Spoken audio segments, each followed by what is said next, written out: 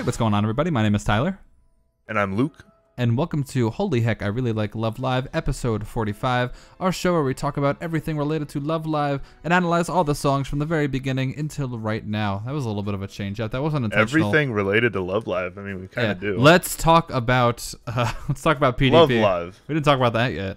Oh, change the tape. Change the tape.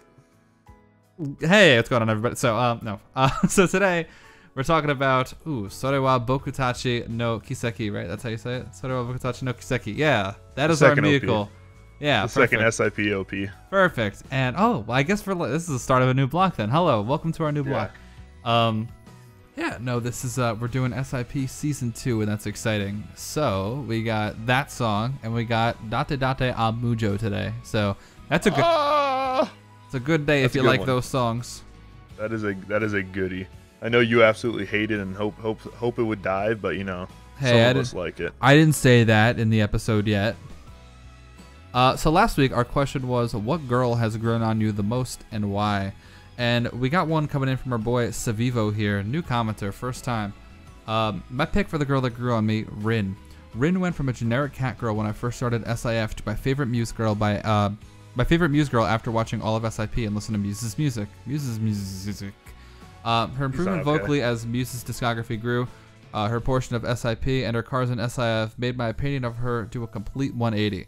Yeah, okay, so this is like an interesting, like, kind of like SIP only phenomenon, where it's like, like, I watch the anime and the character is stupid, but everything else they do is great. Like, not to call Rin stupid or anything, but like, yeah, SIP is kind of home to like, hey, here's the one character who's kind of two-dimensional and like this is their thing. It's kind of tropey. Yeah, they weren't made for TV, so they kind of fell into a little hard into their tropes. Yeah, so I'm not gonna be like Rin was not the cat girl, like she was deeper than that, because at her core, like, of course she had like development and everything, but I mean, yeah, you're totally right. Like at face value, it's like I can see how one would be like, you know, I don't like this and whatever. But yeah, no, Rin's voice grew on me a lot too. Not that it like really was like not ever grown on me. It was more just like one day it clicked. I was like, wow, has Rin done anything bad like ever?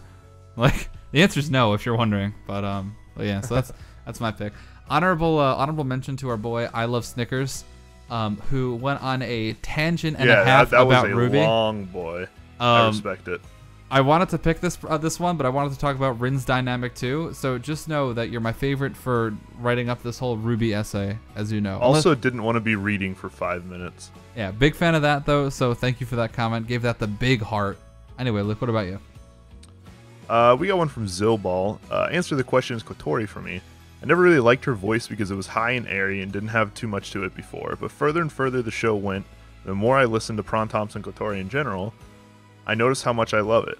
It's cutesy, but also powerful in certain songs. She can flow nicely in songs and doesn't sound bad or unmusical like I initially thought. She has her own strengths, especially with bubbly, cute pop songs where she can just have fun. Totally agree. Kotori, for me, was a lot of the same way when I first started SIP. I was like, wow, this is just like the worst singer of the group. And then I realized it's fine. Like she fits her role like extremely well, which everybody does in SIP.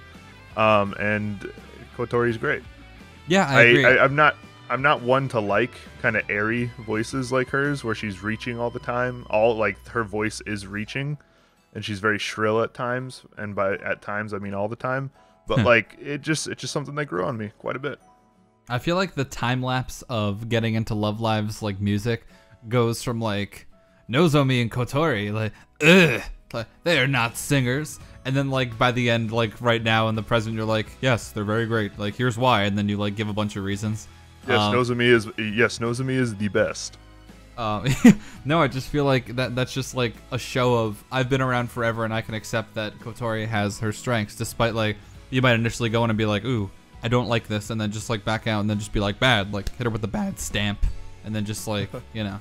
See, from day one though, I was totally on board with Nozomi because I was like, "Damn, this is silly, dude. I am in love." So, but I totally understand. They're not. When you sit down and listen to music, they're not exactly the best. Just in the context of just singing. Yeah, in terms of like I don't. Nozomi is my self-insert character who's just like a much worse singer than everybody around her. Like. despite the fact that she only hangs out with she's good trying her singers. hardest. Yeah, me too. Oh my god. So as for this whole thing as a whole, we got the OP and Datte Datte Mujou. I know how you feel about at least one of these songs, but Luke, how do you feel about these songs? To put it very like basically, Datte Datte Mujou is probably like all around my favorite vocal performance, just like in all of Love Live from everybody. I think everybody just knocks the song like completely out of the ballpark. There's like a few contenders, but there are other songs I have to think, is this my favorite? Well, this one I just say this is my favorite. So I absolutely love Datte Datte. Sorowa is really good, but it just for me gets completely overshadowed. When I think of this album art, I don't think of Sorowa. I don't think of the opening. I think of Datte Datte. I didn't even know Datte Datte was on this album art originally. I was like, I wonder what the side song of the OP is, and I found it was Datte Datte at some point. I was like, oh, I just never like associated the album art with like whatever, because like I usually do that, but it just didn't happen for this one. I don't associate nervous flying Maki and like idle face Nico with Datte Datte Mujou. So great album art, by the way. Real quick, mention the album art. Let us know down below who you think is more worried. Is it Nico or Maki? We've had this discussion. Maki is more like she's giving off the expression of more worried, but Nico might be more worried. I feel like she's putting on her best idol face, but on the inside is absolutely losing it. Okay, so I've done some thinking about this. Like, you're totally right that Nico on the inside is just a wreck, but we've never in our lives seen Maki make such like a contorted like please help face under any circumstance. I'm not even sure which one it is. I think I want to go with Nico just because I think her face is a little bit funnier. Like, if you really look at it, Maki's face is easier to see that it's funny. Nico's face, I think, is a little bit funnier if you like take a second to realize what's going on in her face. But there is no wrong answer for this. Between Nico and Maki, you could choose whichever. You could choose fucking Nose Me if you want to. Like, that's fine. There's no wrong answer. Oh man. So for me, I think Sorowa Bokutachi is really cool and like kind of iconic in a way. I mean, like I feel like any intro gets like the iconic pass, but Bokutachi, hold on, Datte Datte Mujou is like by all means like a fantastic song. Like on everything that you would measure a song's quality by, it is quality. It's a fantastic song. There's just like some parts to it that prevent me from enjoying it to the fullest. Like there's no criticisms I can give to the song where it's like, I wish it was better. But it's just some things for me where it was like, I'd like it more if they did different things. And we'll get to them. Well, it's like the first Iron Man. I've never like met somebody that was like, yeah, the first Iron Man was bad. I've only met people that were like, I didn't really like the first Iron Man, but I get it. I gotcha. Yeah. It's exactly the same. Can't relate with that, but... When is Love Live getting into the MCU? Do you guys see that Fortnite is now canonically in the Metal Gear universe? Big fan. Yeah, of that that's one. deep. That is deep lore right there. But anyway, so I'm about ready to hop into Sorowa Bokutachi no Kiseki. If you are, let's not hop in. Let's dive in. Are we flying in? Can we be worried too? We're flying in from 10,000. We're parachuting in without a parachute. 夢を叶えるのは皆の勇気負けない心で明日へかけてゆこ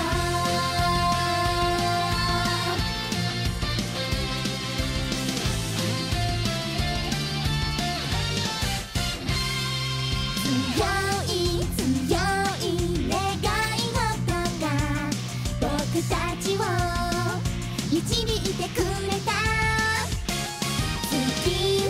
絶対譲れないよ残された力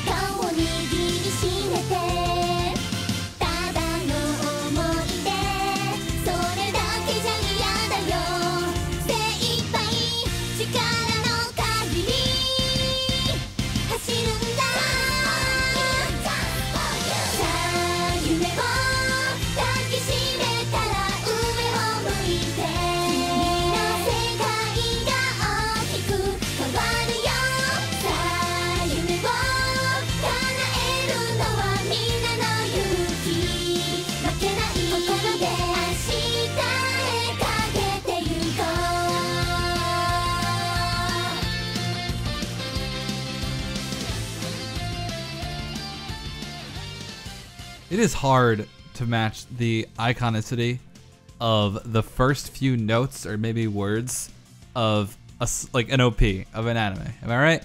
Like the Sa Yume wo in the song will for always just be like, oh, okay, we're watching the anime now.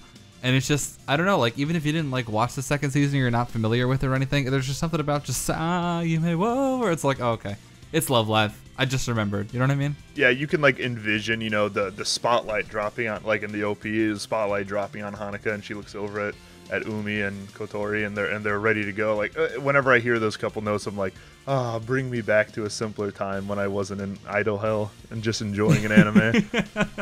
And it was like, I don't know, I always used to forget it was like, which is the OP for 1 and 2, and then I'd always hear like Sa, but all right, 2. Yeah. that's what I did for a while. All right. I just came up with the sickest video idea. I'm writing it down mid-recording. This is a hot meme. We're gonna be anything. Hold on. All right. Perfect. Didn't spell it right, but that's okay. Yeah, it doesn't matter. Spelling is overrated. If you know how to spell correctly, you're banned.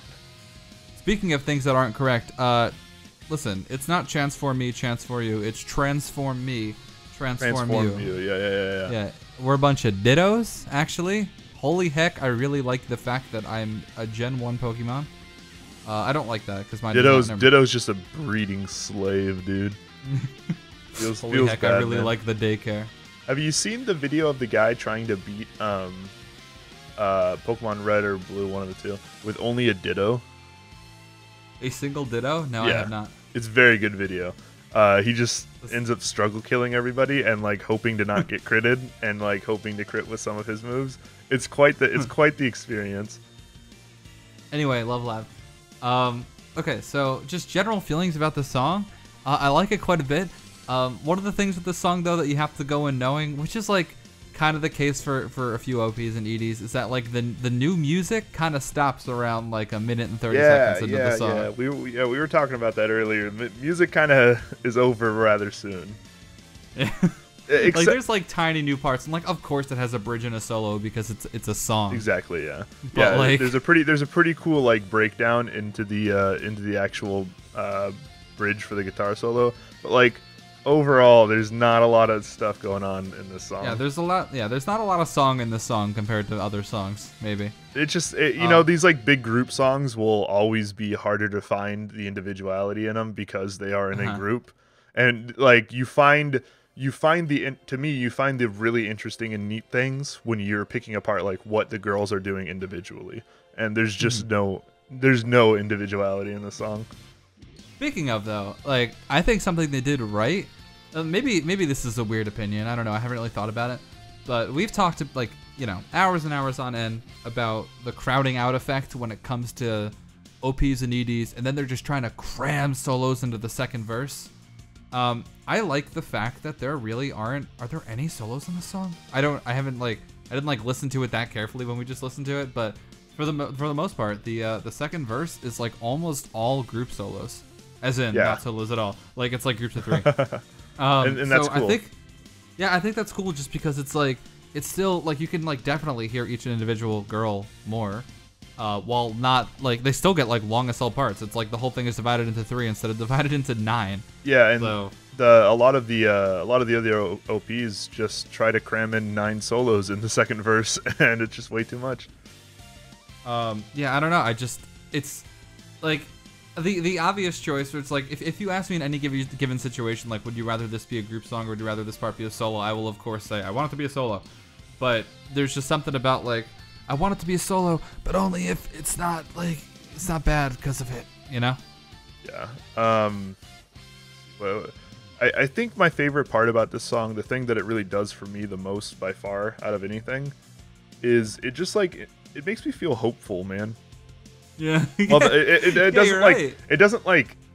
it doesn't inspire hype as much as a lot of OPs do. I think the first season OP does a better job of inspiring hype.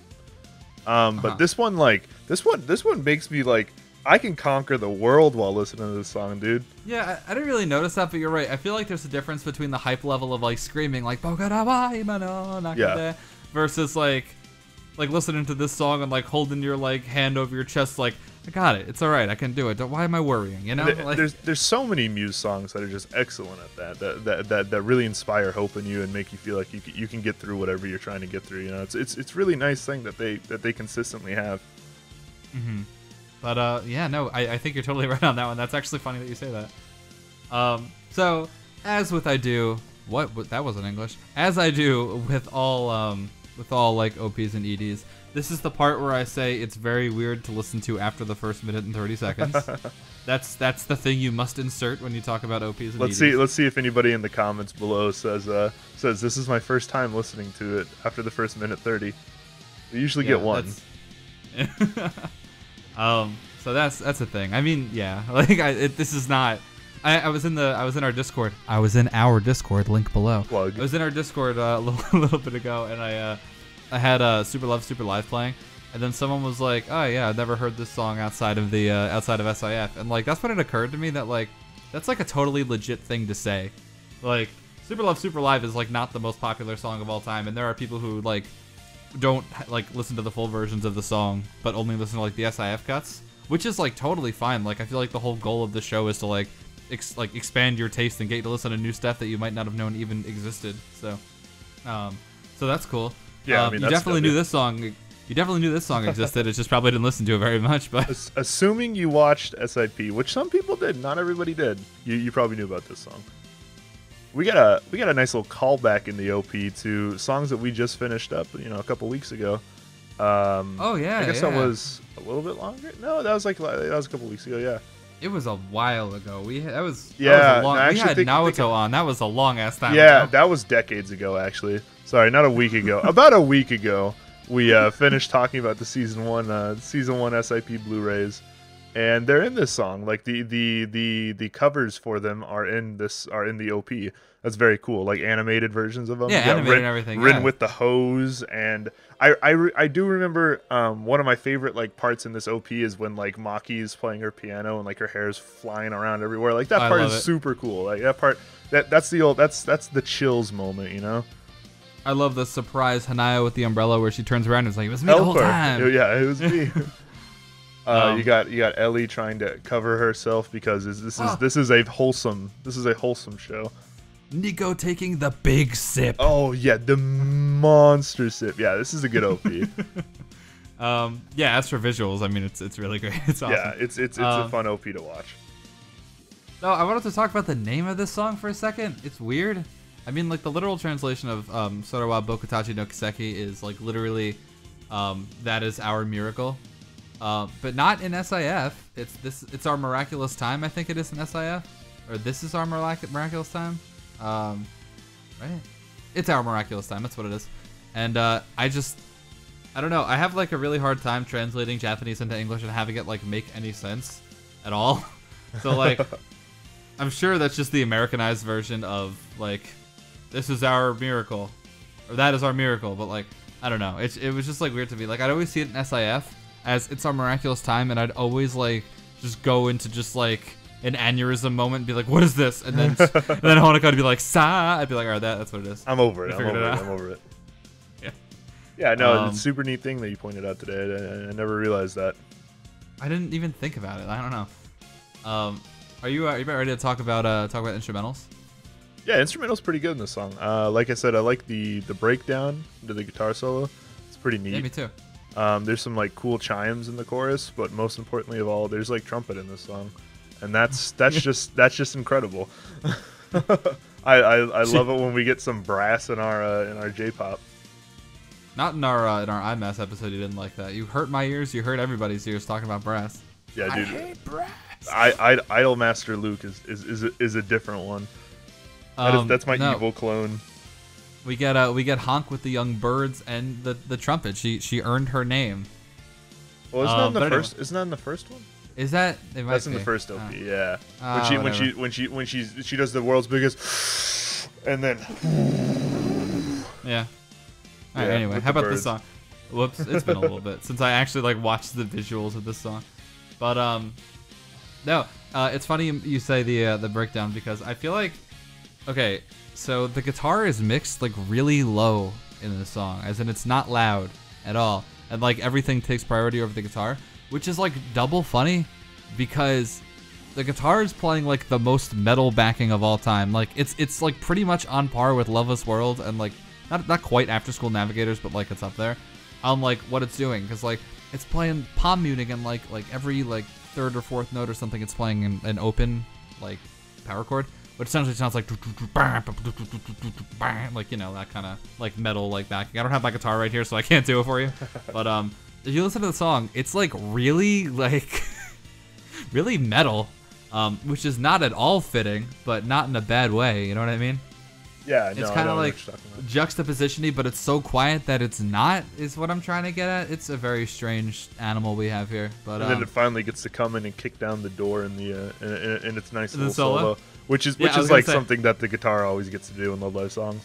Yeah, I was gonna say like it's just the guitar is quiet for the whole song except for the solo, in which case you might have to like cover your ears like Jesus. Yeah, you gotta so turn down the volume. You're like in the middle of a game, you're like, what the hell is this? You gotta reach over and turn down the volume a little bit. I love the drums. At the end of every, I think when we get to the it hits the double Motown beat that we talked about so much, where it's just like bass and snare, like just like back and forth. And then for the whole last chorus, it does that, and it just gives it like a really kind of like finale-esque sound, despite the fact that nobody has heard that in 100 years anyway. Like, yeah, nobody has listened this far in the song in a very long time. Just the entire finale of this song is awesome. It really feels like the girls are like reaching the vocals that they're going for, like really sounds like they're reaching forward, you know. I love the way that the song ends. Yeah, it's kind of just like the All Might like pat on the shoulder, like, all right, you know you can do it now, so go. And you're like, yes, I will. Like, yes, Dad might. Let us know down below if you want All Might to be your dad. I do. I love 100%. I'm a big fan of my dad, so it's like I wouldn't say that if like he had to replace my dad, but if he was like, hello, Dad again, like that'd be fine. Dad number 2, but they're not gay. He's just also your dad. I have 2 dads, and one of them is straight. I have 2 dads and a mom, and they're all biologically related to me. Since I have step-parents, I've done that before, where it's like if they're hanging out, like my stepdad and my dad, because like we're all friends, whatever. I introduced them. I was like, hey, how you doing? These are my 2 dads, and they're like, stop doing that.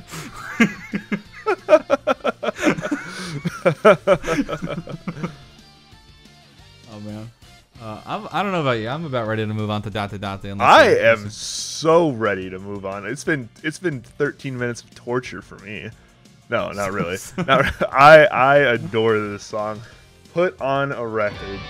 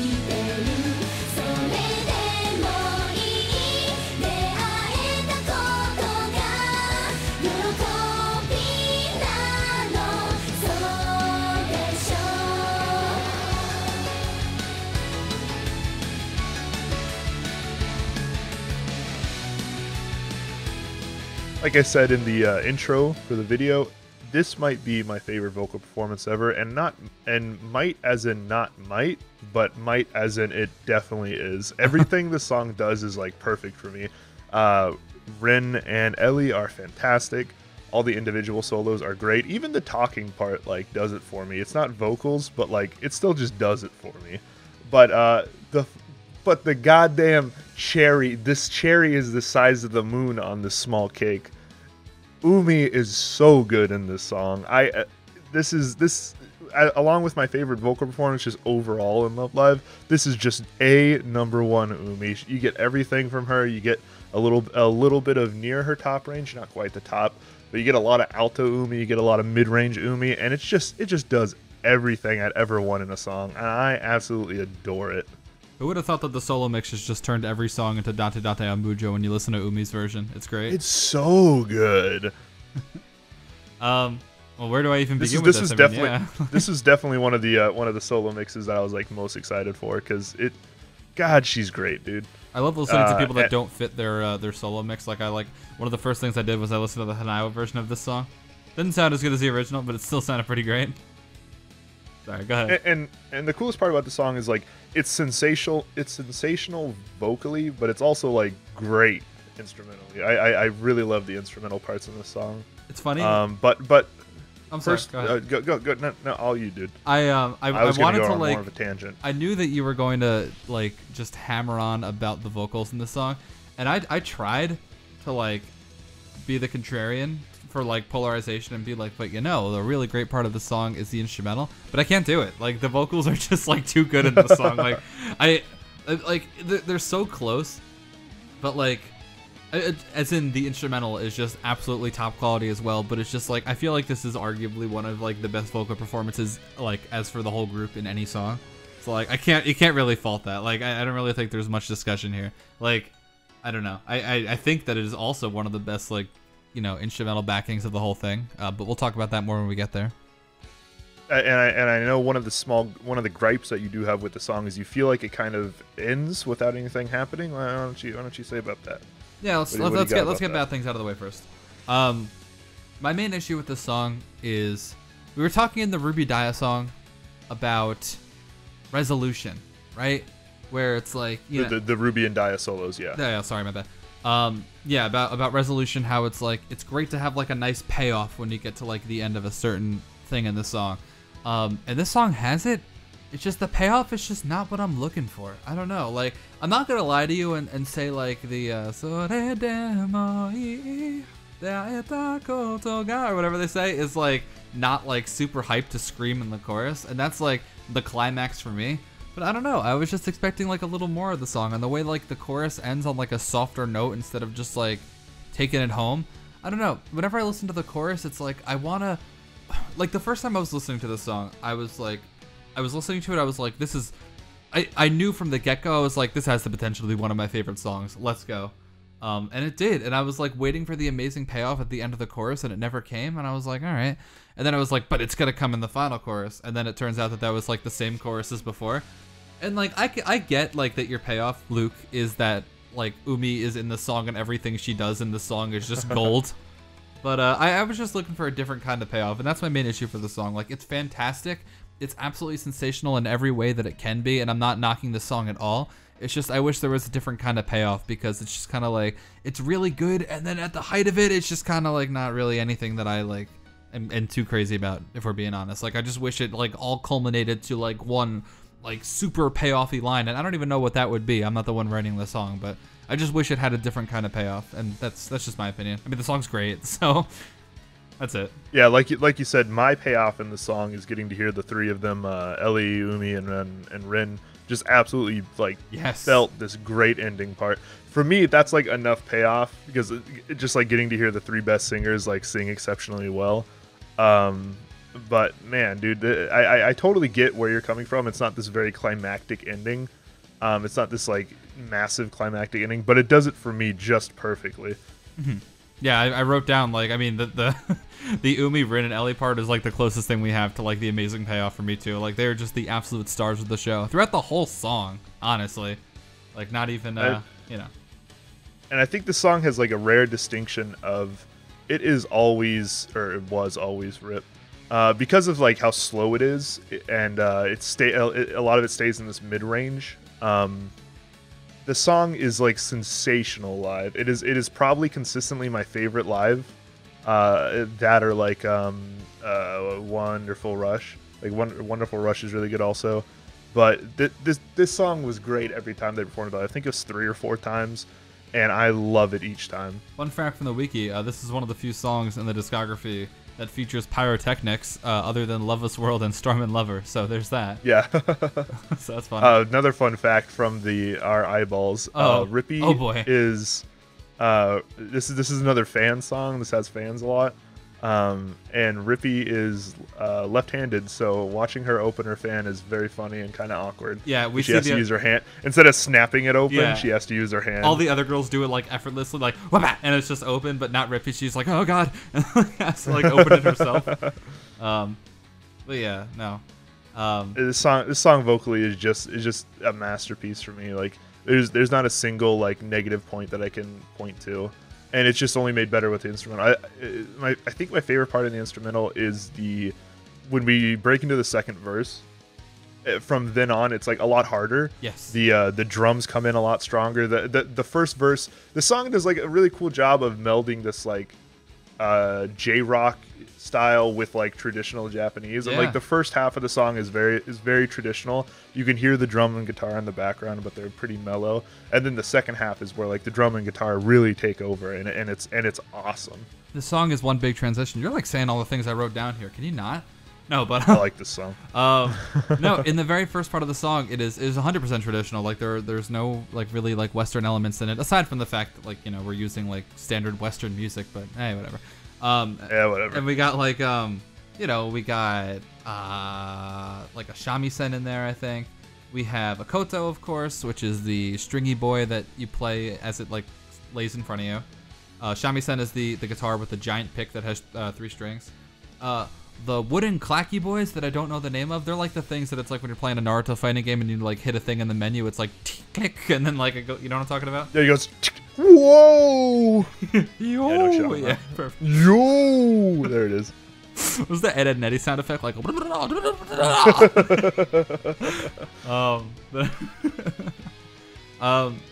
But yeah, no. From then it like as soon as the second part of the first verse starts, like we get like the hard palm muted guitar, so like the yeah. And then as soon as we get to the pre-chorus where it's like na na na na na na, the traditional elements are gone and it's all metal at that point, which I think is cool as hell. I mean, it comes back for a little bit, like we get like a nice like shamisen kind of chord, or maybe a koto, I don't know, before it jumps back into the chorus. But like it's just cool to see like from complete traditionalism to complete Western in like the span of a verse. That's awesome. I think that's like the coolest thing. And it's cool.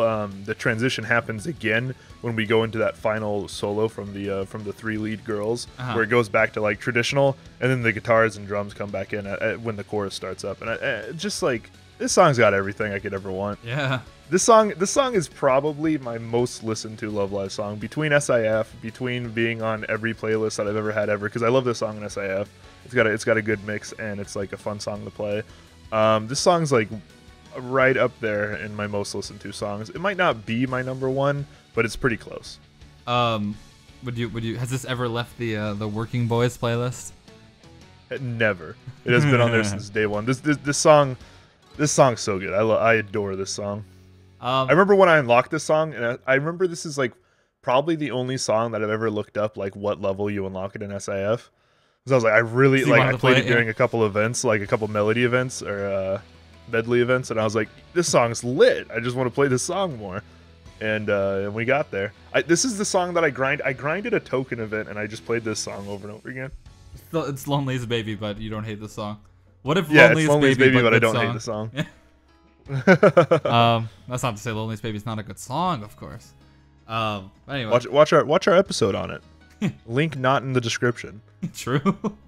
So a thing that I've noticed about the song, some songs are really great because of how diverse they are in like vocal patterns or like singing, where it's like Awaken the Power, how the second verse is like the high part, like the fighting high, or it's like sometimes the second verse is completely different than the first, or it's like Kaigandori de Materu yo. All of a sudden we go into this weird bridge solo halfway through like the second chorus, and there's a lot of, you know, but in this song and a lot of other songs, there's a lot of same in the song, right? And I don't mean like that's not a bad thing, because I was listening to Soromo Kokoro today as I was cleaning, and like, let me tell you that they can say Horamo Daijobu as many times as they want, and I will like never get tired of it. And like, I'm glad that we hear that 50 times in the song. So like, if you're fine with hearing the same things a bunch of times in the song, just slightly different, then like, man, it's this song for you. Like for you, Luke, it's like you really like the chorus and you really like the elements of the song. Well, good news, because they just happen over and over and over again. And like, there's not really that much change. I'm always down for that.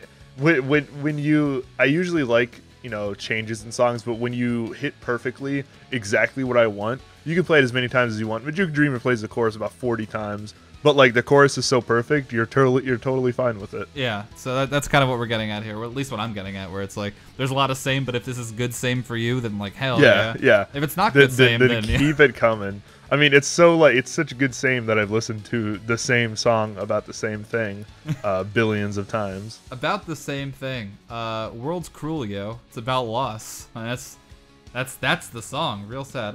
Yeah, that's what always felt how like, cruel, or how heartless, I guess. I don't know. Whatever, depending on what lyrics you're looking at. So it's cool how the little talky parts at the end kind of reflect the character. I don't have the exact thing right now, but it's like Nozomi says, "I'm praying for you," and like Maki's like, Naya says, "Let me mail you some rice." Yeah, who remembers? Maki's like, "You have to come back for sure," being like, ba ba ba ba ba ba ba, kind of like being like assertive about it, and like, you know, just a few things they like. They really mailing like. you some money. If you're wondering what they say in order, "I'll be waiting for you. Are you really going? Even if it's just a dream, I want to see you." Honoka says the dream one, I'm pretty sure. So there you go. You may well. We'll always be together. I'm praying for you. Be careful. I'm waiting. You have to come back for sure, and let's meet again someday. You may walk.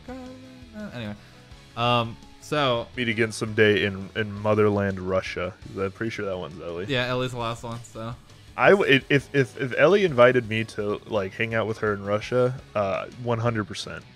Let us know down below if you'd hang out with Ellie in Russia. If Ellie invited me to waltz with her on a cruise ship, I'd say yes. If Ellie invited me, I would say yes. It doesn't really have to like be anything. It could be literally nothing. She could be like inviting me to my death. Like, "Hey, you want to come jump off this cliff with me?" Be like, "Yeah, dude." Have you seen that picture of like that the local Western man in Tokyo being stepped on in like full view of the public? Yeah. Oh man, that's my fetish. So real quick, composers and arrangers. I just think there's some cool things worth noting in here. Composer is Tetsushi Inami, and they made Colorful Voice, Innocent Bird, and Nico Puri. So I really like the there's like a lot of same in here. So like that's kind of where I get like the sameness from. So I like wanted to point that out. Big fan of Innocent Bird. I don't know, you're like a newfound like Innocent Bird kind of like innocent. It was really good live. Innocent, curious. Yeah. I still don't like it, but like it was cool live. Small little thing. I'm a big fan of all these beat maps in SIF. Like weird little thing there. All right. Just the three I listed. All the songs that he's composed. Are those he's done more? No, that's or are those the only ones? Oh, those are the ones I just picked out right there. Okay, yeah. But all those songs, big fan of beat maps. Weird. I don't like Nico Puri's beat map. That's a cursed beat map. That's so difficult. And then it was arranged by Takeshi Masuda, who did a lot of Blu-ray songs. They did Geirusu no Homozono, Storm and Lover. Oh my god, he's playing for both teams. Holy hell. This man is cursed. Kudoku no Heaven, and Aki no Anata, which is the surf rocky song for Lily White. So this guy's got quite a few genres up his sleeve, and he's no stranger to brass either. Thanks, Geirusu no Homozono. Geirusu, sorry. So I just thought it was cool how we had like the Blu-ray guy and the same guy working together, like, let's create the same Blu-ray song. And it worked out. So that's cool. I mean, we're getting pretty constricted on time here, but as for the song, I might wish that it's a little different, but at the same time, that doesn't at all take away from the fact that the song is just an absolute masterpiece as far as composition goes, and just sensational all around, like objectively. Song's been a top 10 for me since I've discovered it. So I absolutely adore this song. So me talking about my most listened to song, or arguably so, kind of brings up our question for the day. What is your most listened to song? You know, if you had to put together between SIF, between listening to songs on your phone, in your car, at home, at work, because you're insane, like me. Yeah. What is your most listened to song? So Tyler, what do you think yours is? Well, I was gonna actually have you do it first. I mean, it's as if it wasn't already very obvious. Well, I got a second candidate. Okay. It's either Strawberry Trapper or Datte Datte and Mujou. It's pretty close between the two. Datte Datte has the edge on SIF, but Strawberry Trapper might have a small edge on everything on my phone, or because I've like gone out of my way to seek out Strawberry Trapper on my phone sometimes. Like I generally start my playlist on Strawberry Trapper. Yeah. But like super close between the two. Probably small edge to Datte Datte, but real close on the listen to rankings. What about you, Tyler? Strawberry Trapper is a song where I gotta like, I have to actively stop myself from listening to it, or else I'll ruin it. Because there was like a 5-month or so like no Strawberry Trapper period for me, where because I just like listened to it so much to the point where I just hated it. I didn't obviously hate it, but like, you know, so I only listen to it now once in a while because it's so good that I know I'll just loop it over and over again. But that's not my choice. My choice is Yozora Nandamo by Shara. And this is because it was my Stop Being Angry song. In the past, I've listened to like hard-ass songs when I'm like angry as hell. And really the only thing they serve to do is make me more angry, and I don't like that. I don't know. It was never like Love Live. It was more like Linkin Park. We're going back. And I don't know, ever since there have been times where I've just been like massively injusticed by like a bunch of things, where it's like school gives you bad news and it's like, hey, do you think maybe you could not? And they're like, no, and like I'm like really angry about it. And then Luke told me a few times, just listen to the song, it's alright, because I like told him about it, like I listen to this song when I'm angry. And there was one time I was angry, I like texted the group chat, I was like, I just had to listen to Yozora Nandamo like 4 times before I calmed down, like I'm mad. So, I mean, aside from that, it's like my number 2 song right behind Mujou Dreamer anyway, so like, but no, it is my go-to, like it's alright kind of song, you know. So you'll make it. So that's mine. I mean, I listen to it all the time when I'm not angry because it's a good ass song. But yeah. So that's that. Anyway, so join us next week, right? For the ED. Dona Tokimo Zuto. Is that the name of it? Did I just? That sounds right. I want to make sure I like did the young Japanese name right my first try without like ruining our lives here. It's Colorful Voice. Yeah. It's Okay, a lot of people crap on Colorful Voice. I'm a fan. I am a fan of Colorful Voice. So Donna Tokimo Zuto and Colorful Voice. Colorful Voice has some cool like time signature stuff to play around with. I'm actually big excited to talk about that. Also, like, arguably my favorite SIP. Oops, I switch them the other way around usually.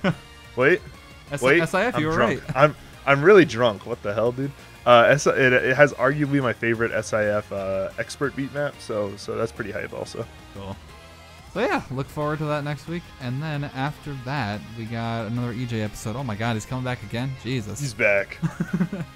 We're also starting the young, not the main show, but like here's your potatoes with the side of your steak episode discussions, where we just like talk about season 2. We will offhandedly talk about some of our favorite moments and forget a lot of them because we won't watch them before. Yeah, I'm really excited for the comments by people who like really know their shit about like season 2 or like the whole anime. They'd be like, the symbolism and stuff. We're like, these girls were cute right here, and they made me laugh right here.